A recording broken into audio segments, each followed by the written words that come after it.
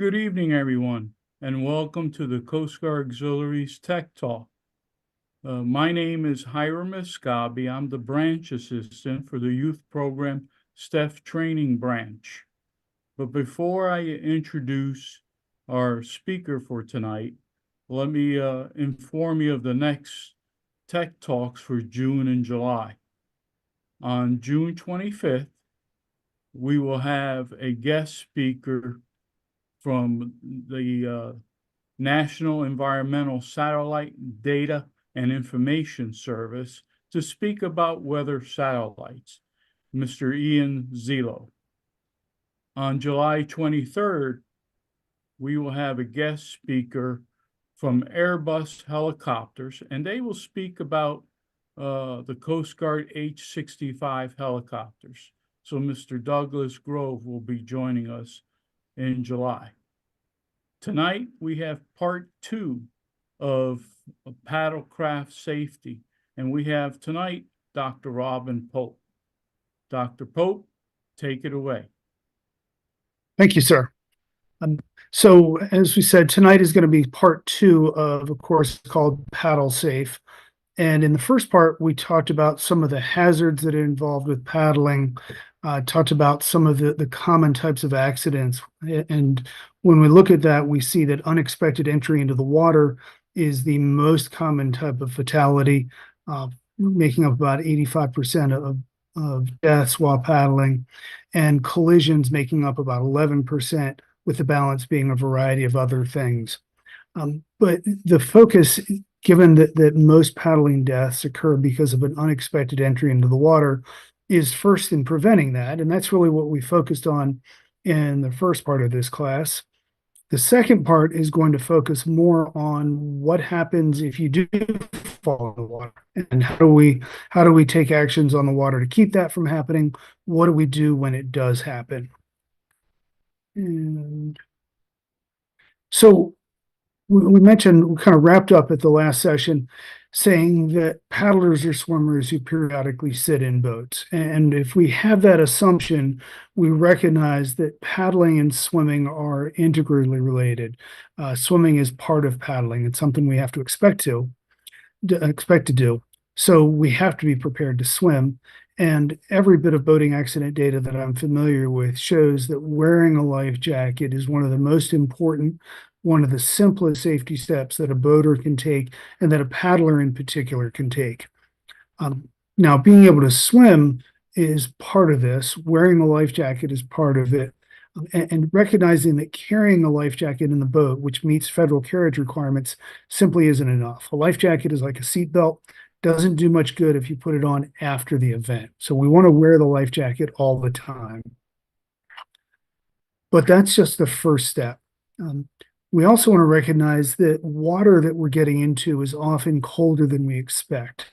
And we've given a previous presentation on cold water hazards that I encourage you to read, but I want to go through some of the basic cold water issues right here. Surprisingly, water is considered cold if you're swimming in it if it's below 70 degrees Fahrenheit. And if you don't believe that, I encourage you to get in water that's 55 or 60 degrees Fahrenheit. It's very cold very quickly. And if we spend time in it, our bodies cool down. There are 4 common cold water immersion problems. And the ones that we really worry about are cold shock, which happens immediately after exposure, and cold incapacitation that can lead to an inability to swim and stay afloat. Hypothermia is something that people often talk about, but it takes a while for our bodies to cool off in water. So if we dress properly, we have flotation, we're likely to stay at the surface where we can be rescued before hypothermia becomes an issue.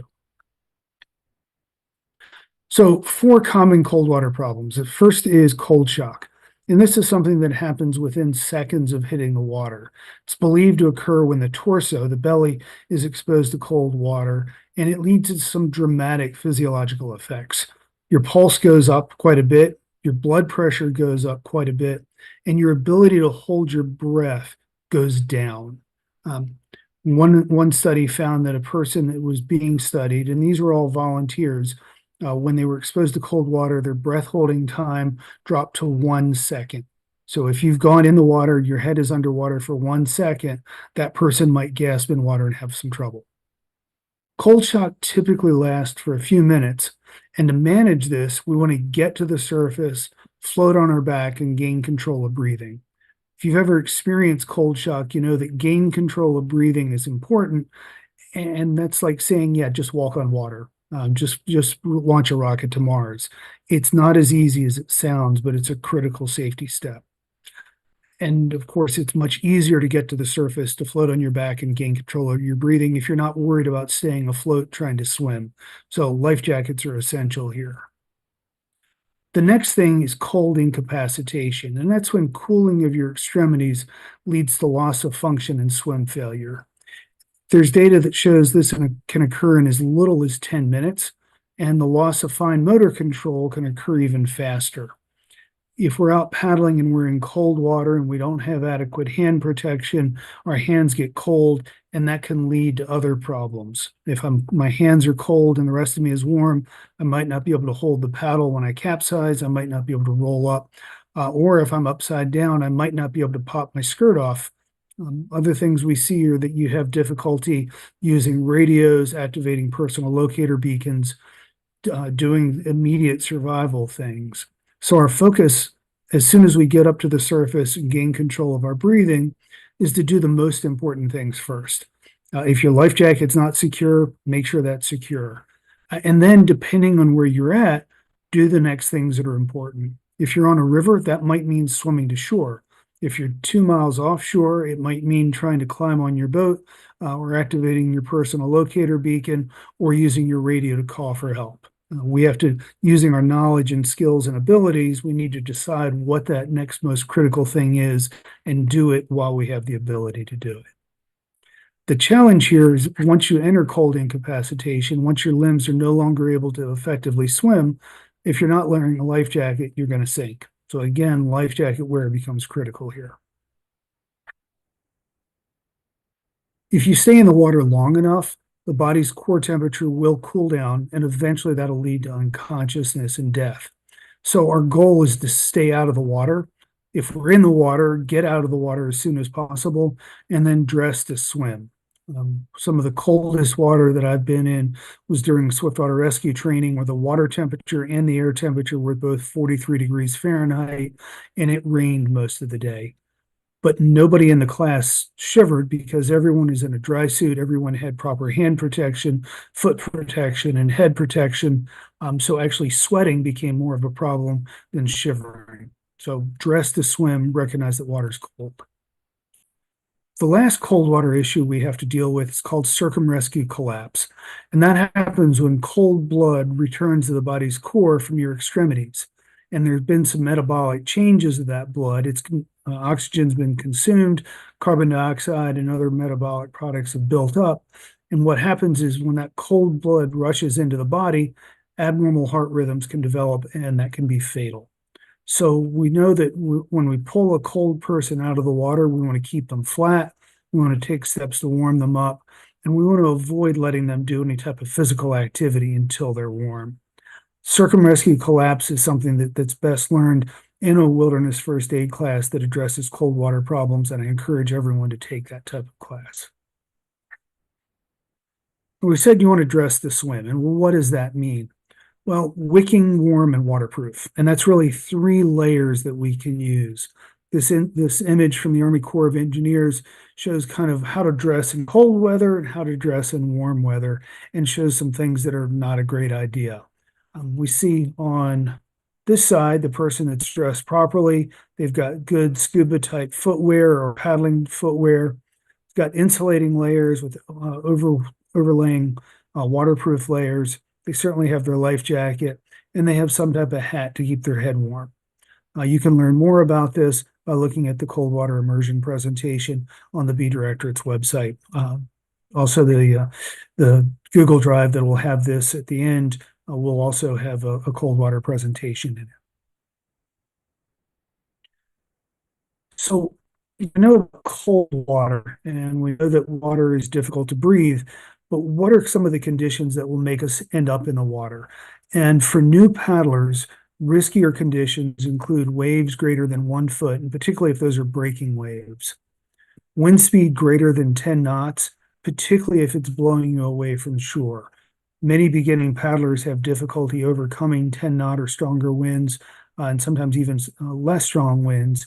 So if that wind is blowing you away from shore, it's taking you from safety into danger, it becomes an issue. Weather conditions, including lightning, heavy fog, rain, hail, snow, all of those are things that we want to be very careful about. And essentially, if you would be worried hiking in it, you should be even more worried paddling in it. And then finally, water conditions. So we mentioned cold water, currents faster than 1 knot, rapids, and then debris in the water can create some additional hazards. So if we look at those one at a time, we can see that waves can be really fun for a well-prepared paddler, but if you're not prepared, they can lead to capsize. So we want to avoid higher waves, and this is about a 3-foot wave. You can see, and this is me, my boat is bright orange, easy to see. My helmet is red, and my life jacket is kind of lime greenish yellow. All of these are really easy to colors to see. If something happens to me and the Coast Guard needs to rescue me, or if there are other boaters out and I want them to see me to avoid problems. So wind can create waves and it can also push boaters offshore. Therefore, you want to start paddling trips into the wind so that when you're tired, the wind is going to push you back to shore. One of the challenges, of course, is that wind changes direction. So if we paddle into the wind, we may end up paddling into the wind coming back at the end of the trip. Something we want to be prepared for. We really do want to be prepared to not get blown out to sea.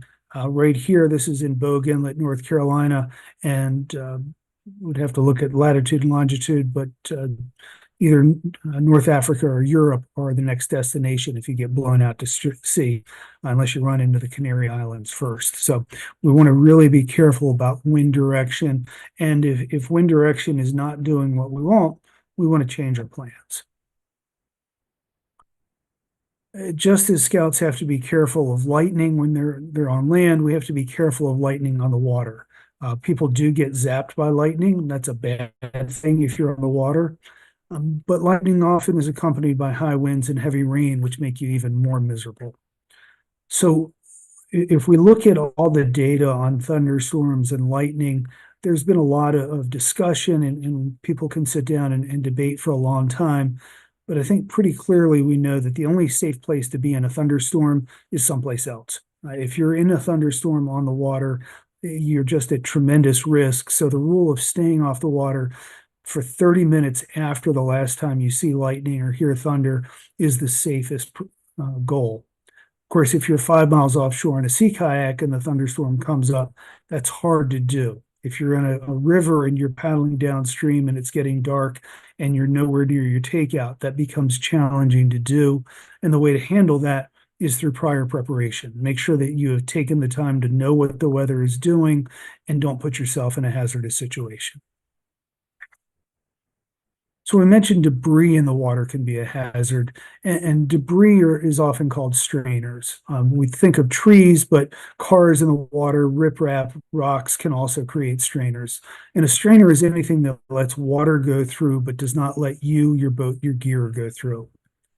So see on the slide, strainers, down trees are the most common type of strainer, but in high water and flood situations, as you see in this scenario from a rescue class, trees that are normally upright and out of the water can form strainers. And we can see here the green boat that is pinned against a number of trees with an instructor in it simulating a pin, and then a group of rescuers trying to help him out.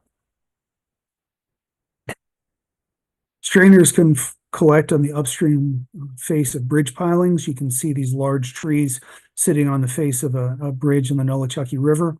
And you can see some of them are wrapped around the bridge piling so that the strainer can extend far downstream. The expert way to manage all of this is to stay well away from it. There is no safe way to paddle into a strainer. So just as lightning, the best way to deal with it is to not be around it. we know that unexpected entry into the water is a real challenge. And if we're swimming, particularly in the rivers, but also in the ocean, the goal is to keep our body at the surface of the water. This is a river, the Nantahala River in Western North Carolina, and there's all sorts of stuff down in the bottom. People fish there. There are rocks and sticks and things that we just don't want to step on. So we want to keep our feet up. If we're with our boat, we also want to make sure that that boat is downstream of us, because if you hit a rock and then the boat hits you, you get squished. So this was taken during a rescue class. You can see the blue boat. A little bit harder to see is that this blob right here is a person. It's an instructor, and really the only thing that's clear is his hand and maybe the little yellow ball on his rescue vest. It's hard to tell that that's a person because they're wearing dark clothes. If you contrast that with the bright clothes that I had on, it shows the importance of wearing bright clothes. It makes it much easier to find you in the water. Another man-made feature we might have to deal with are low-head dams, and these are also called drowning machines. What happens is the water comes off the top of the dam, flows down, and then recirculates. And if you look at this, you can see that there's a distinct white line between the frothy water and the downstream water. The actual boil line is out here. So water this side is going downstream, and here it's actually flowing back into the dam and getting recirculated. And if you try to use your imagination, you can kind of see there's a little depression through here, showing that separation line. That is taller than the height of the dam, and this is about a 6-foot high dam. The backwash extends down about 15 feet. If you were to paddle over this, you could have a disastrous experience. So the expert way to deal with low-head dams is to walk around them and never run them. So other boats can be a significant hazard, and we really want to watch out for them. Commercial traffic, ferries, and other commercial vessels in particular have to keep to a schedule. If we get in their way, then we might get in trouble. And just like stepping in front of a bus, even if you have right of way, it doesn't really matter after the buses hit you. If you're in a kayak and you have right of way, it doesn't matter after the ferries hit you.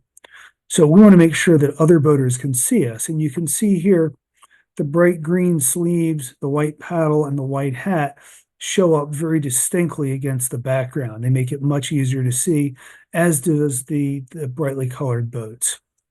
There are very few collisions that happen between paddlers and power boaters that have lethal consequences, but it's disturbing how many power boaters run over paddlers. And then after they do it, they say, I never saw them, or I didn't see them until it was too late to turn. And they're telling the truth.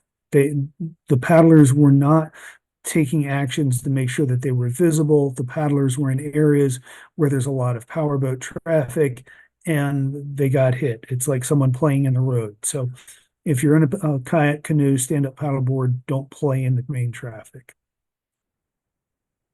And as I said, they're disturbingly common, even though they're often not lethal.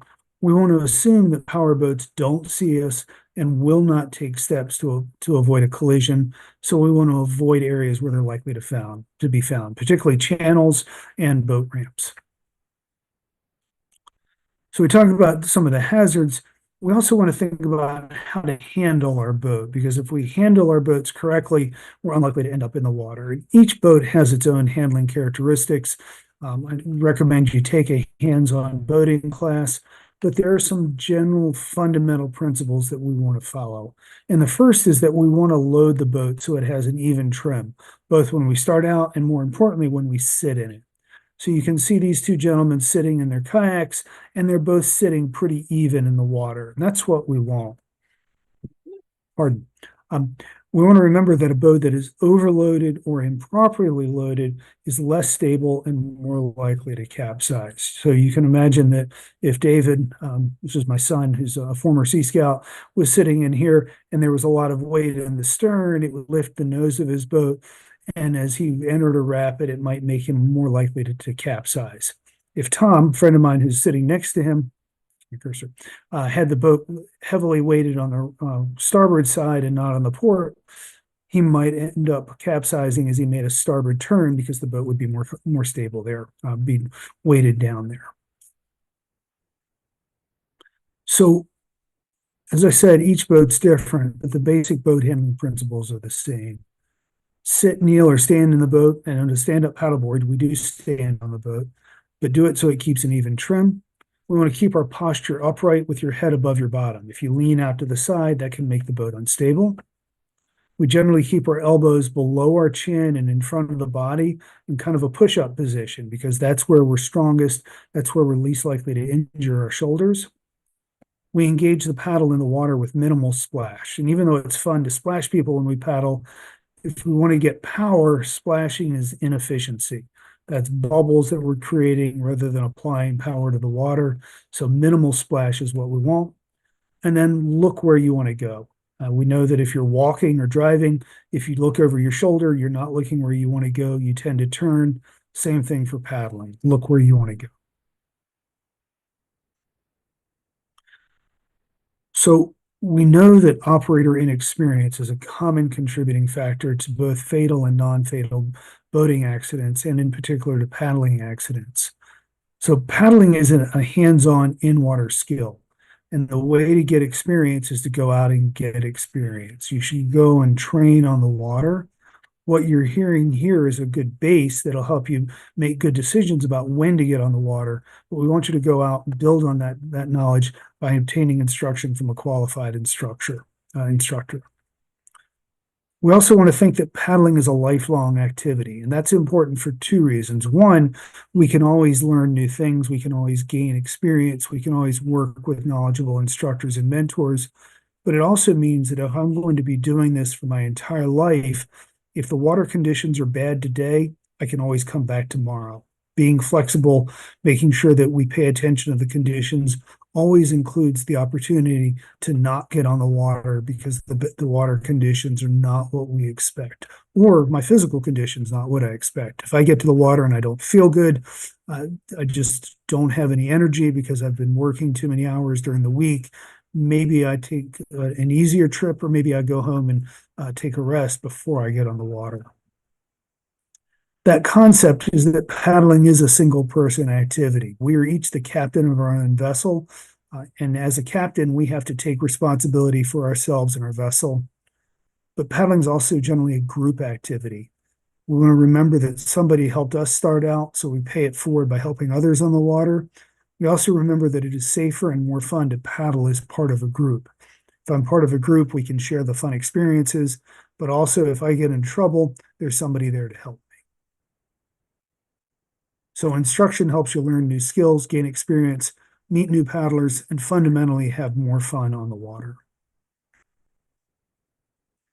But even if you pay full attention to this, even if you do everything right, bad stuff sometimes happens. So we want to think about how to respond to a paddling accident.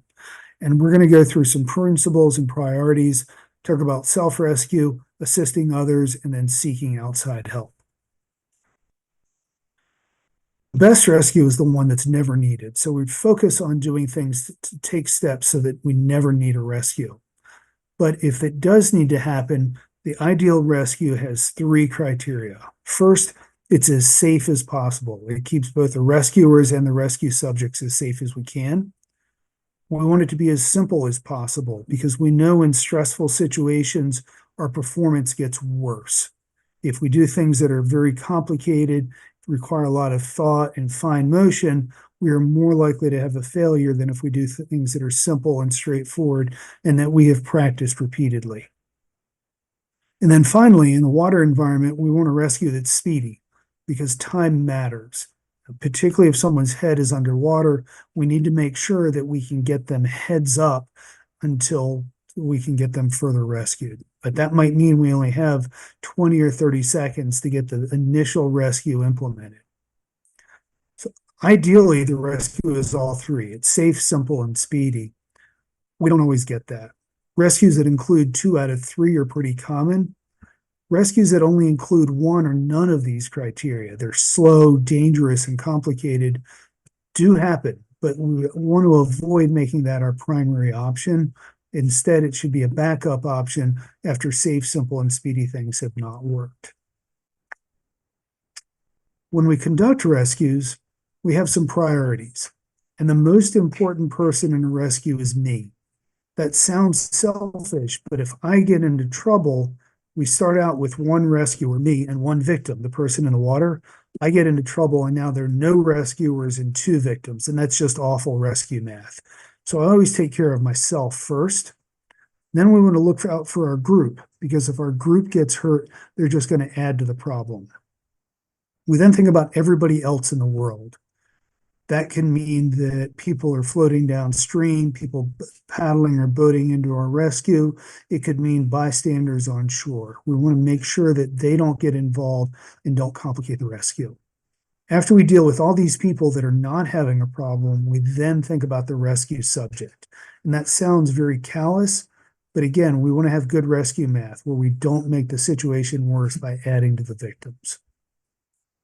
The rescue subject is the most important thing to rescue.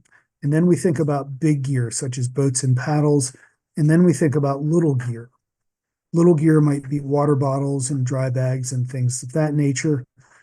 But little gear might become suddenly much more important if you're on a long trip and that dry bag has the car keys in it. So be aware of the value of little gear and make sure you rescue it if necessary. I put pets and other animals in here, and I don't know where they fit. They do fit somewhere between people, and there's something we need to consider because people go in the water to rescue their pets, and their pets swim to safety and the rescuers don't. We need to think about them. We need to evaluate it and decide if we're going to go after them immediately after a person, or after big gear, or after little gear. For many people, pets are part of the family, and people are willing to put themselves at significant risk to rescue their pets. We want to think about that both for ourselves and for the subject that we just brought to shore. If we put a lot of effort to bring them to shore, we don't really want them to get back in the water, back into a dangerous environment. So as we look at what to do, it's been suggested that we should ask two questions of ourselves. And the first is, can I do the rescue? Do I and my fellow rescuers have the equipment, the knowledge, the abilities, the physical and mental abilities to actually perform the planned rescue? Because if I don't have the ability, there's no reason to try the rescue. So we find something that we can do, and then we ask ourselves, should I do the rescue? What are the consequences of trying the rescue and failing? So for example, if we have a giant waterfall, a 50-foot waterfall, and someone is in trouble at the top of the waterfall, there's some pretty significant hazards of failing the rescue. I might swim over the waterfall. On the other hand, if a subject has gone over the waterfall and is now down in a giant pool, essentially a huge lake, the risks are much lower, and I might be willing to go in and put myself at higher risk because the consequences of failure are much lower. We want to act quickly, but we do want to take time to consider several options and consider, is there a lower risk option than what we've initially thought about? Can we tweak the rescue to make it safer both for the rescuers and for the rescue subject? Because the rescue subject is tired, they're cold, they've been beaten up by the rescue, they're in the water dealing with rocks and other hazards. We don't want to put them out where they have to swim and take care of themselves and assume that they're going to be as fresh as they were when they first got on the water. So worry about the risk to ourselves and to the rescue subject. And one thing to think about is, what are the consequences of waiting? Sometimes people really rush into a rescue when, in fact, if they had waited, the water level would have dropped, the tide would have gone out, the tide would have changed direction. So what happens if we wait? And what happens if, while waiting, we seek out additional help? So a person might be stranded on a small island, and it would be difficult for us to paddle out and rescue them, but maybe a larger boat, a raft comes up, or if we're on the coast, a power boat or even a helicopter comes in. So we want to think about, can we get additional help, and what's the value of that additional help? Self-rescue is the best rescue if you can't avoid the rescue. So some basic concepts for self-rescue. If I'm the one in trouble, first thing to do is get to the surface. Second thing to do is hold on to my gear because I need my boat and paddle to continue on the trip. Otherwise, I'm walking. And then I want to think about my options. Can I empty the boat and re-enter in deep water? That's an important sea kayaking skill, lake paddling skill. If I'm a mile offshore, I better be able to get back in my boat because swimming it to shore is going to be a challenge. If I'm in a river, swimming to shore might become much more common. And then, is there a way to tow the boat to shore? If I can't rescue, then I'm hoping that somebody else rescues me. And we have a whole host of rescue options. The first one is to simply speak to the subject. Hey, swim to me, swim in this direction. Heard one case where a lifeguard said, hey, stand up, because they were in 5 feet of water and scared, but they were tall enough to simply stand up on the bottom. So speaking to the person that's in trouble, giving them some direction will help them rescue themselves. If that doesn't work, maybe we reach out to the subject with a hand or a paddle or the end of a boat or something of that nature. We can then think about throwing something to the subject. And we often think about throwing a rope out to the subject so the person can grab onto it and be pulled into shore. We can row out to the subject in a boat that doesn't easily capsize, such as a raft or a rowboat, or we can get in the water and actually help the subject.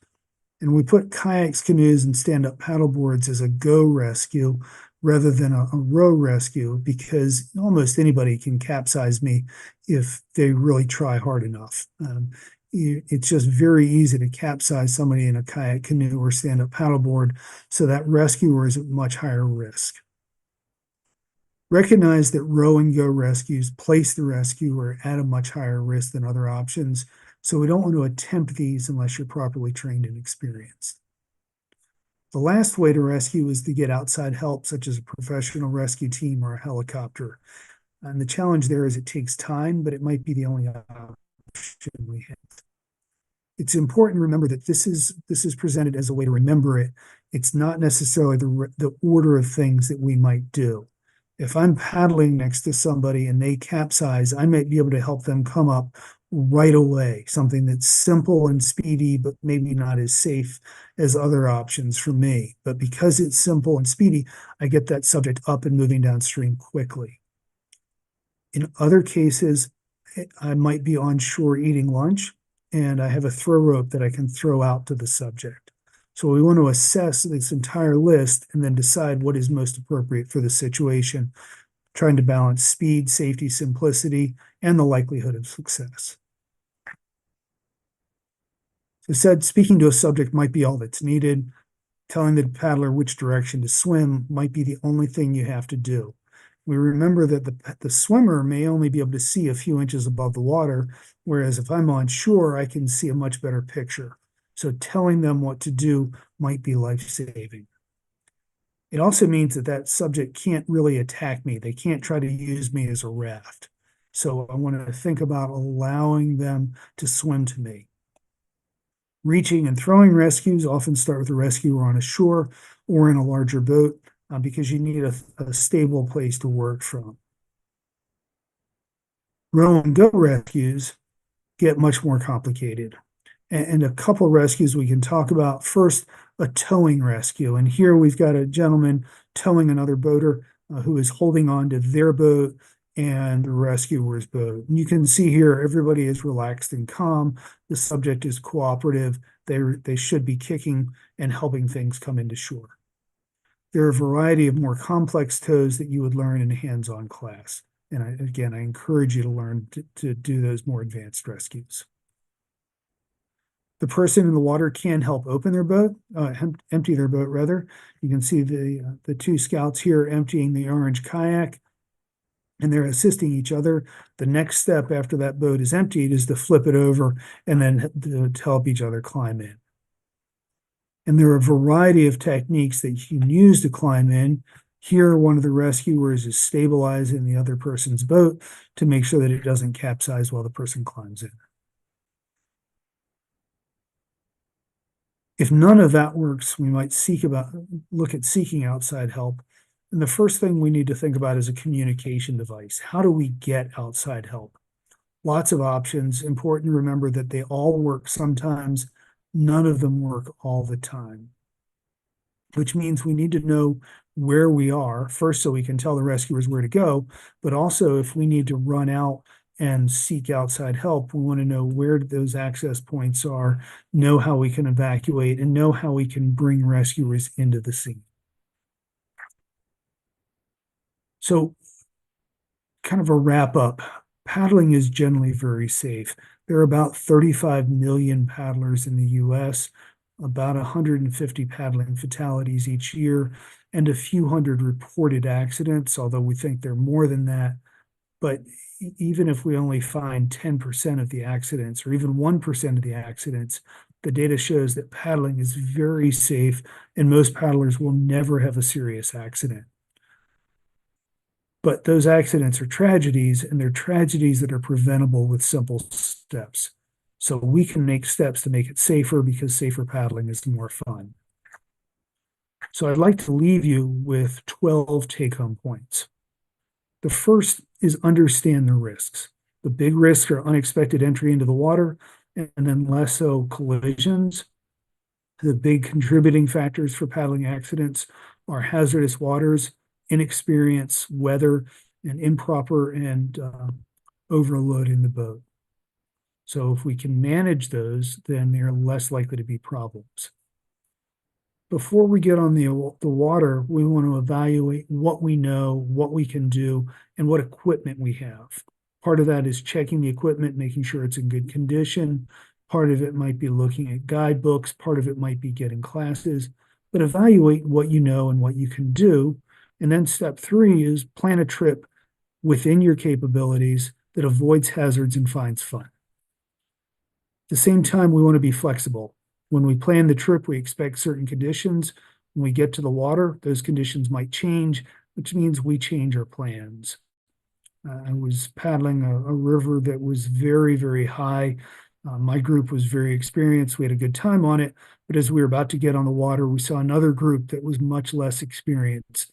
And we were pretty concerned about them. And they were apparently pretty concerned too, because after looking at the river and having some talks and looking at the river again and having more talks, we saw them get back in their car and drive off, and later found out that they went to a different section of water that was more within their skill limits. So they had fun because they were flexible.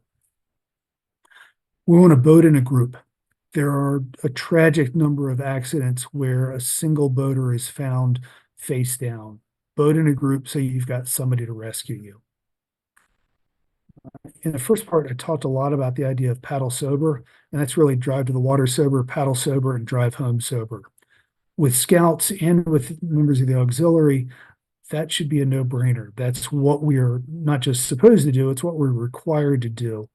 But we know when we look at the overall boating community, the most common contributing factor for fatal boating accidents across all types of boating is alcohol consumption. So make sure that you're setting an example for other people that maybe haven't heard this course. Number 7, recognize and avoid hazards on the water. And those include weather conditions and water conditions. And then learn how to handle your boat to avoid unexpected out-of-boat experiences. Learn how to avoid these hazards and how to respond to them. Dress to swim.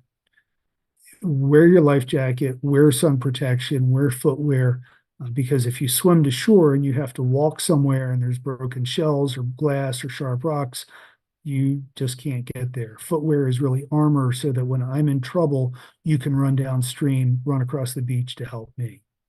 So dress to swim, always wear your life jacket every time you paddle.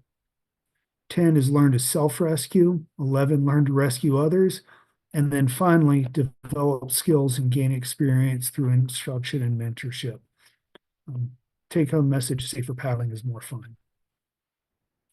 So what next?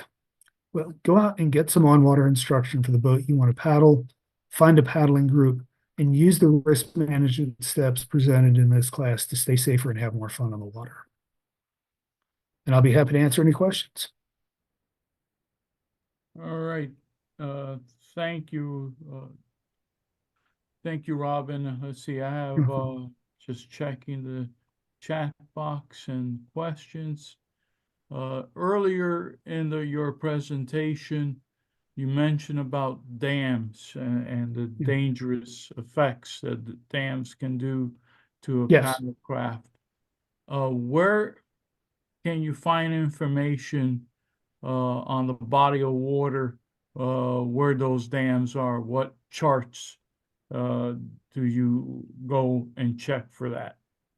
The best guide are going to be local guidebooks. Some maps and charts will show them, but local guides and local paddling knowledge is probably the best thing to have.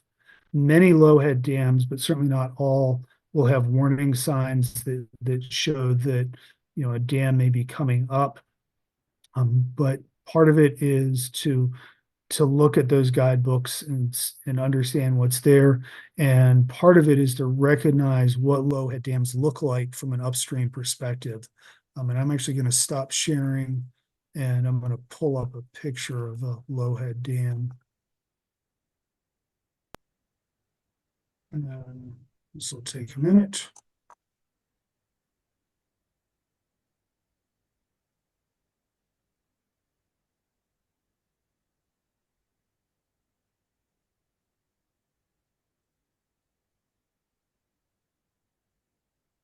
So I'm going to come back and share my screen again.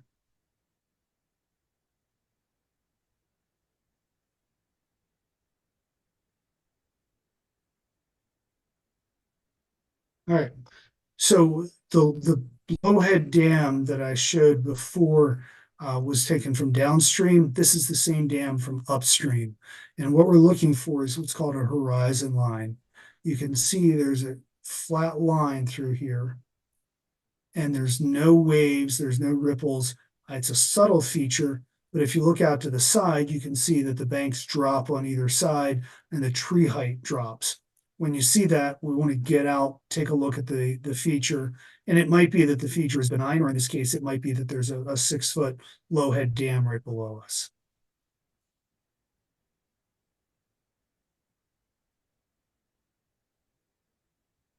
All right. Thank you, Robin. Another Welcome. question.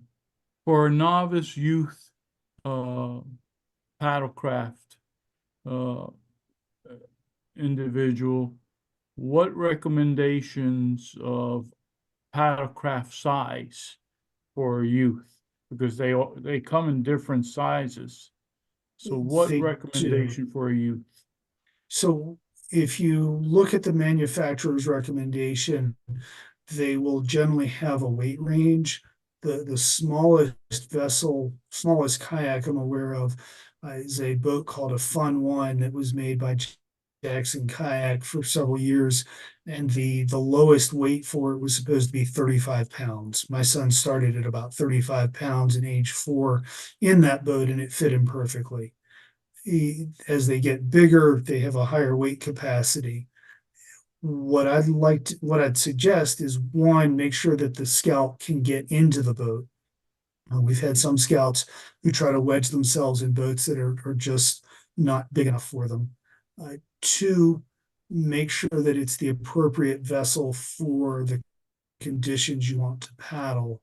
And three, make sure that it's accessible. So with all of that, the most common kayak sizes are going to be 8 to 10 feet for youth. And then as you look at more sea kayaking, they tend to get longer because longer boats are faster.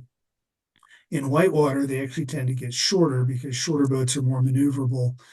But 10 feet is probably the most common size of boat, and that covers lots of sit-on tops and uh, beginner-friendly sit-in kayaks. All right. Thank you, Robin. Another question is water rescue. Yes. What type of rescue techniques, if an individual is in the water without a life vest on, and then the same thing applies with a person with a life vest. What techniques would you use to get them out of the water or to shore? Yeah, so it depends on where I'm at. If I'm on shore, then a throw rope, which is typically a 50 to 70 foot bag of floating rope that you can throw out to a subject in the water, is a very valuable rescue tool. It's something that every paddler should have. If you are in the water with them and they don't have a life jacket, then they really put you as the boater at risk, and you have to assess your own skills, your ability to safely make contact with them, and your ability to then paddle with them to shore. But there are ways to tow swimmers using your boat. Generally much safer if the swimmer has done this before and is wearing a life jacket and is cooperative. But you can have them hold onto the boat and tow them, recognizing that that puts you at much higher risk. You can, if you have a tow system, you can give them the line and maintain some separation between you and the subject in the water so that they can't climb up to you. All And right. then there are lifeguard style techniques, but it really depends on the conditions you're in. If you're in whitewater, those are really advanced lifeguarding techniques. If you're in surf, they're advanced lifeguarding techniques. If you're in a pool or a lake, then that fits in with the scouting or BSA lifeguard and BSA life-saving merit badge. All right. Thank you, Robin. And another question. In the highways, we've seen all kinds of ways people taking their canoe or paddle craft to water from on top of the vehicle or in the bed of a pickup truck. Which is Yes. the best way to transport the paddle craft?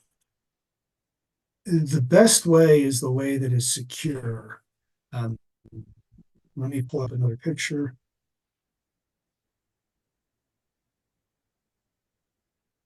Ideally, regardless of how you are, regardless of what type of vessel you're transporting, the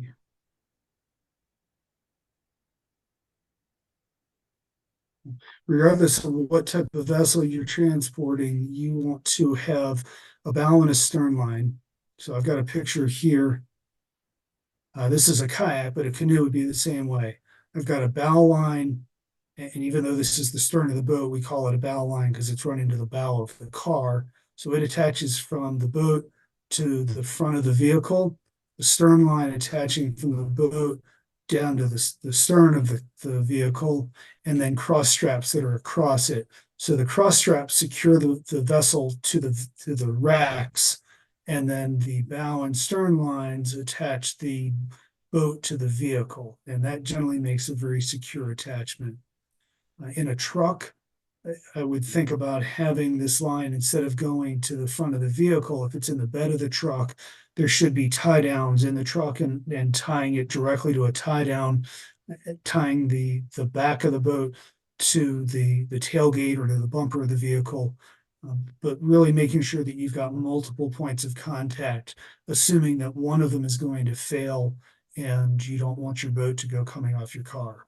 This is about a 50-pound boat, so whoever's behind me does not want a 50-pound torpedo coming at them. The other thing I would add is that if you want to have some additional security, both for theft and for ensuring the boat stays on the vehicle, adding a chain or a cable lock is a good option. If I had a chain on this or cable lock, even if the boat completely came off the rack, it would be secured to my vehicle, and it might damage my vehicle, but I'd rather that than hurting somebody else. All right. Thank you, Robin. I think that's the last question that Okay. has come up. So again, thank you for a wonderful presentation. We really appreciate your time and effort for presenting this tonight to us. You're welcome.